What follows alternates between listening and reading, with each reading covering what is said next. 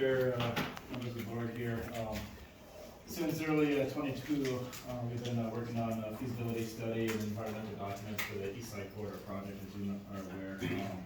We've hired WSB here to prepare those documents for us, and we've now reached a significant milestone with that, with federal concurrence on another memo, so I'll let WSB fill you in on that. So with me tonight, I got Andrew Plowman, he's a senior project manager for WSB, and Mary Goot, a transportation planner with WSB. So I'll turn it over to them. And I'll let Mary start, because we'll first talk about kind of where we've been. You know, a lot of effort to put that study together. You know, working with FHWA, MnDOT, really going through a lot of things, and there's a lot of components to this. Then after that, I'll kind of take over a little bit and talk a little bit about you know, some things about what we plan on looking at next in terms of, you know, we're looking at the corridor first now, items such as typical section and mitigation measures, you know, what we're doing in terms of the multimodal aspect of the corridor and that sort of thing. So Barry, I'll let you kind of jump in there. Great. So just as some background, I wanted to take a little step back. You may recall that we had a meeting for the East Side Corridor back in May of 2023. And what that was, we were sharing the results of an alternative evaluation process at that time. So we, the image on the screen with the lines on it were the corridor alignments that were evaluated. We went through a process, we identified the East Side Corridor that is shown up as the green line on the one line on the side of the screen there. This information was shared at that public meeting in May of 2023. Since that time, after that, the county, working with WSB, began working on a federal programmatic categorical exclusion, which is an environmental review document under the national, the NEPA program, and then also a state environmental assessment worksheet, which is also required by the state of Minnesota.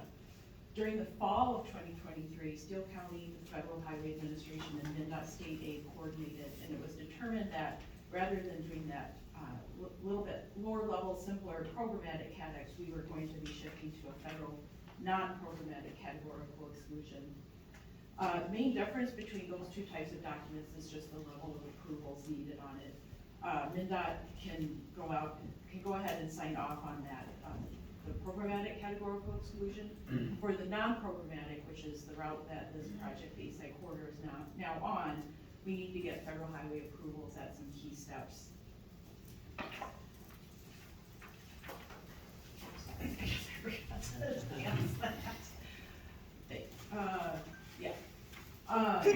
So this slide has a ton of content. So we did go through the process of obtaining some key approvals from Federal Highway on 3 key steps. So one of these is project purpose and need, the second one is evaluation criteria, and then the third one is evaluation of alternatives. So project purpose and need, just very quickly, it explains why the county is undertaking the East Side Corridor project and identifies what the transportation needs and deficiencies are that the county is trying to address through the project. The purpose and need limits the range of alternatives that are considered reasonable, prudent, and practical. Alternatives that do not meet the purpose and need are meant to no longer be studied, and that the alternative that best meets the project purpose and need is identified as the preferred alternative. So just to go over what some of the primary needs were that Federal Highway concurred with. The main one is poor connectivity, meaning lack of good connections between roads and destinations. Congestion downtown via people needing to, due to the lack of north-south roadways, needing to kind of make those diagonal trips to downtown to make their way north and south. And then in the, now and both in the future, just lack of connection to existing and planned uses. So secondary needs that were identified were lack of sidewalks and trails, and then also consistency with local plans. So the purpose of the East Side Corridor is to improve the connectivity of the county's roadway system and to meet near-term and future travel needs on the east side of the city as well as the adjacent townships. Next slide.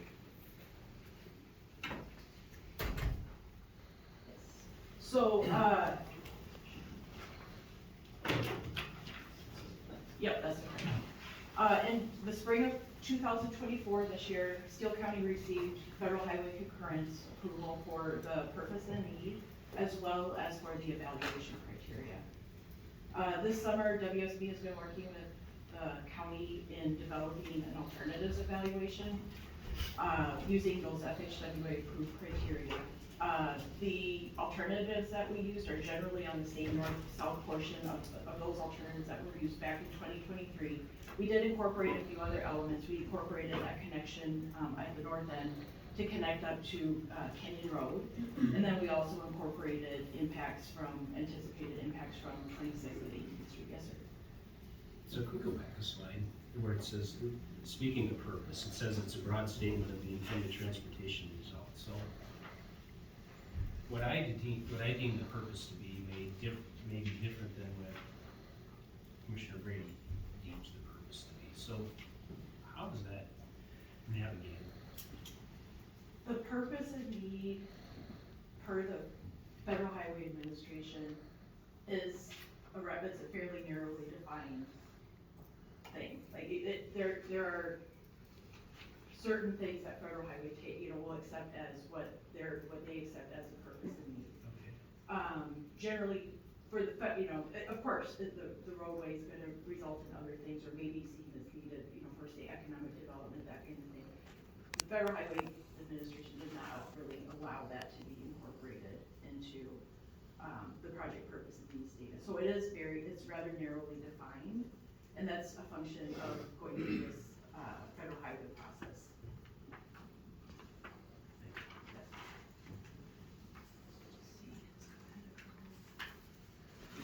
So for the alternatives evaluation, we did this in 2 steps. The first was a fatal flaw evaluation, where we looked at alternatives 1 through 5 to determine whether or not those alternatives met the project purpose and need. The results of that analysis revealed that 4 and 5 did not meet project purpose and need, so those were removed from further consideration. Basically, it was determined they don't meet that vehicle mobility need given their distance away from the limits of Owatonna. We went into the second step of the evaluation where we brought the remaining alternatives in, so alternatives 1, 2, and 3, and we considered some select social, economic, and environmental categories. This is not meant to be read, my apologies. It is available as a memo. It's a snapshot of those of the impact for those social, environmental, and economic impacts for these alternatives. Let's see here. So some highlights from this, what kind of came out of this was that some of the things that made differences between the alternatives. Some alternatives were generally the same on some of the impact categories, so I'm not covering those here. One difference is that alternative 3 compared to the other alternatives would not result in any residential or business relocations. Alternatives 1A, B, and C, as well as alternative 2 would all result in residential and business relocations. Both alternatives 2 and 3 would result in more farmland impacts than those alternatives 1s that were closer to town. Noise, alternatives, the ones closer to town would result in more noise impacts. Alternatives 2 and 3 would have fewer impacts. Floodplain, alternative 1s, A and C, would result in the highest overall impacts, and then 1B, 2, and 3 would be essentially moderate to low. Other considerations, alternative 1A, B, and C were considered partially consistent with local plans, both the county and city. Alternatives 2 and 3 were considered completely consistent with corridor vision. And then cost-wise, alternatives 2 and 3 have considerably lower costs compared to the 1 alternatives, largely due to the high level of relocations that would have been required. Alternative 3 had the lowest cost. Right now it's just a hair under $30 million, which is about $4.4 million less than alternative 2, which was the next lowest cost estimate. So based on this, we identified alternative 3 as the preferred corridor alternative. The county received concurrence from Federal Highway Administration on September 3rd, just a little bit earlier this month. And the county is moving forward with, again, that little more higher level of approval, non-programmatic categorical exclusion, which is a federal document and environmental assessment worksheet.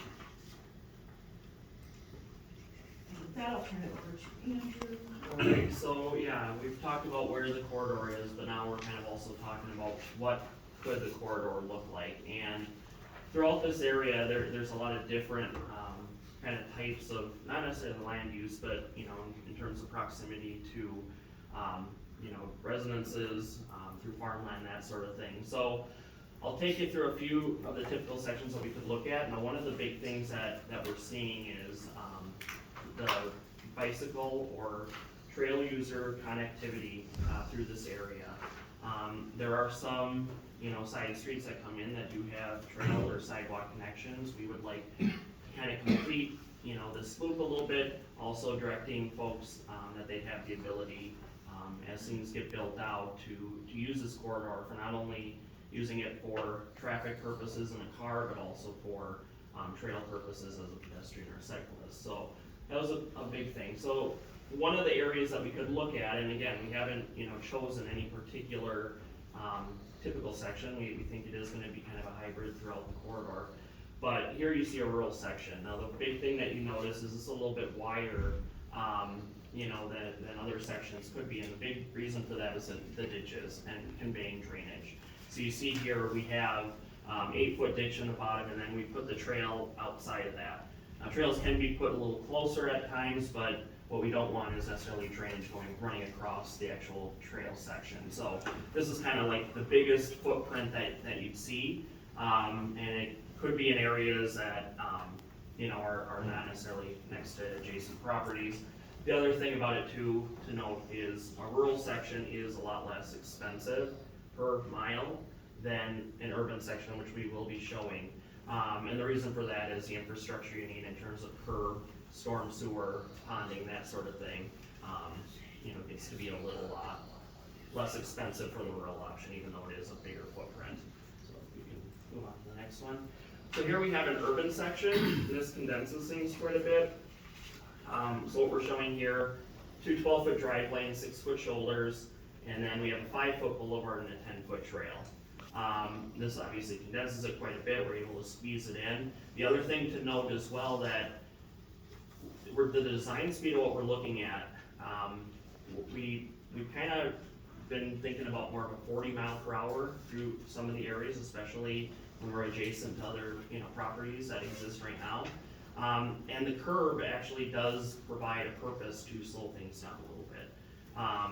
You know, and this could even shrink up a little bit more, but this is kind of the section that, you know, work pretty well. Storm sewer wise, you know, we have to put catch basins every so often, and the shoulder, usually you can kind of flood that a little bit. So, you know, that sweet spot of what we would need can be kind of catered to a little bit.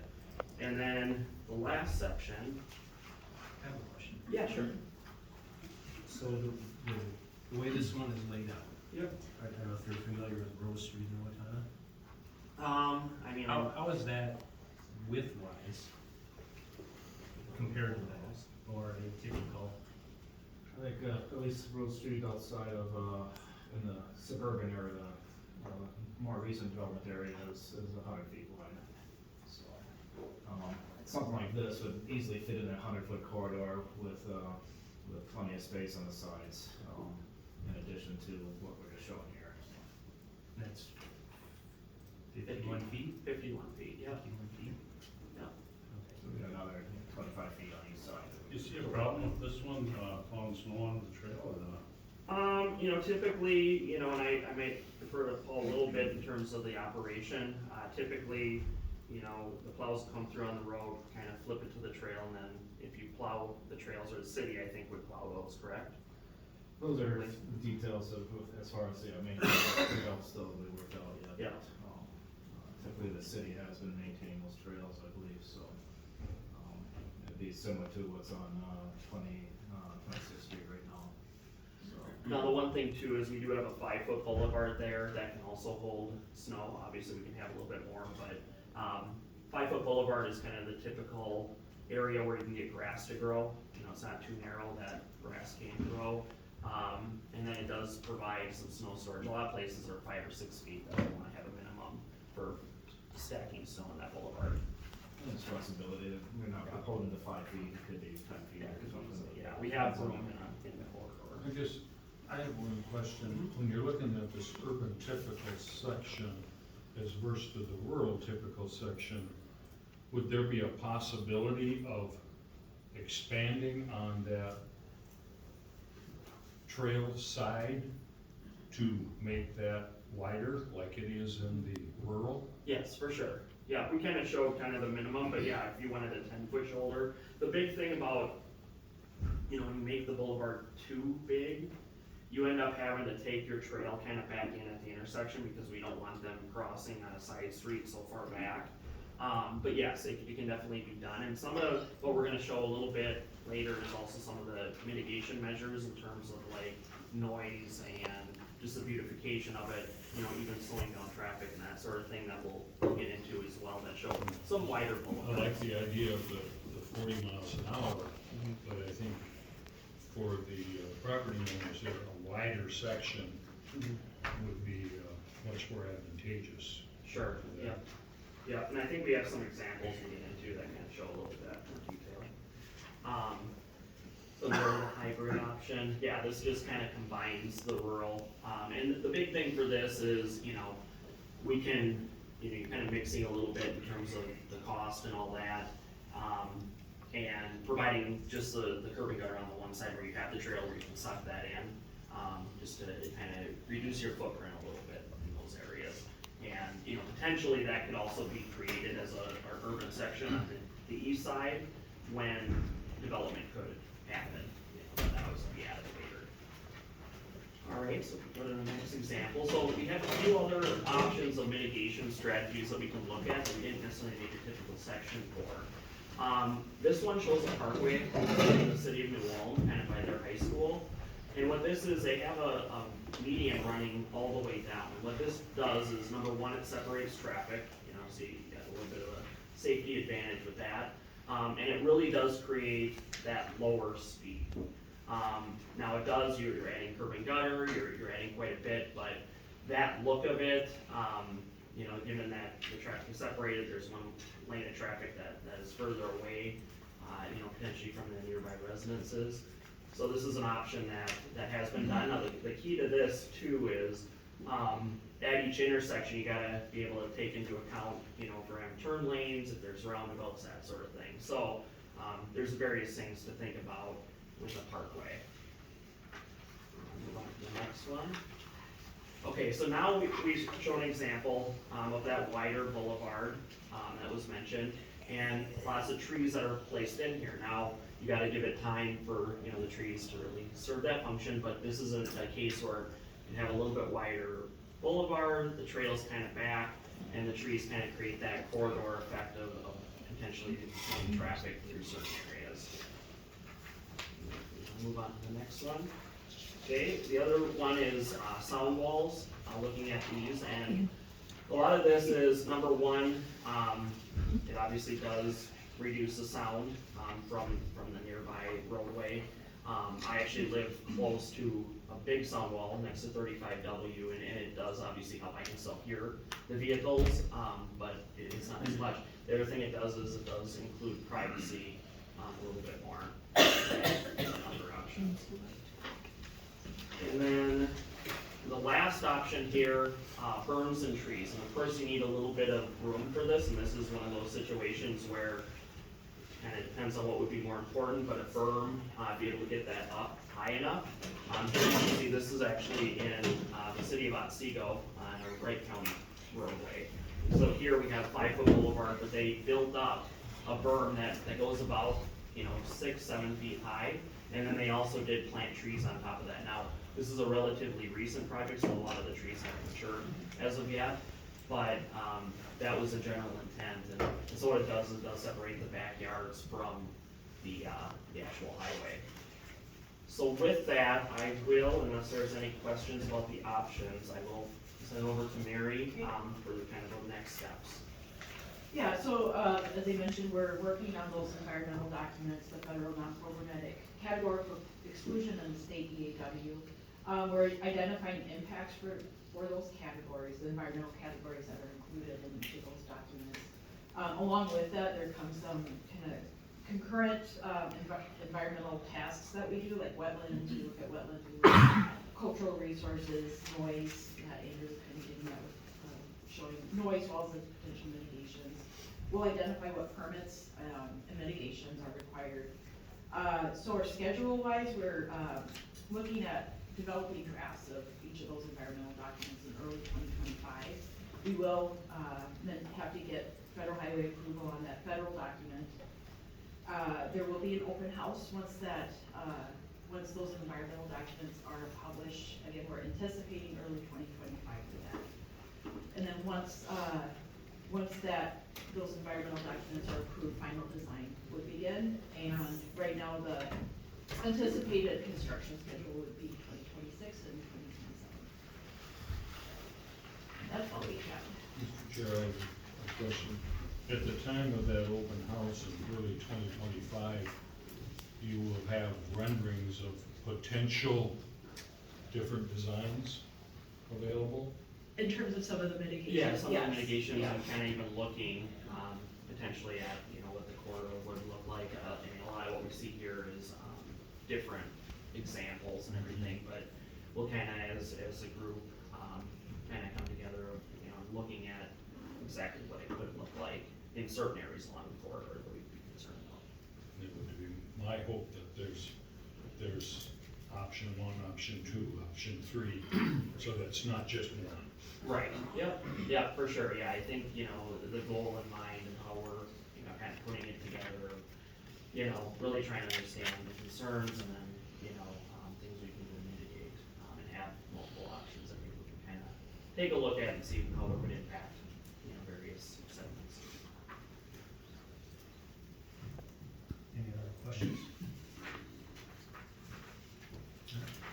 We are gonna be presenting the same presentation to the city of Owatonna, as you know, a very significant partner in this project, so always appreciate their support in this project here, so. Thank you for all your work on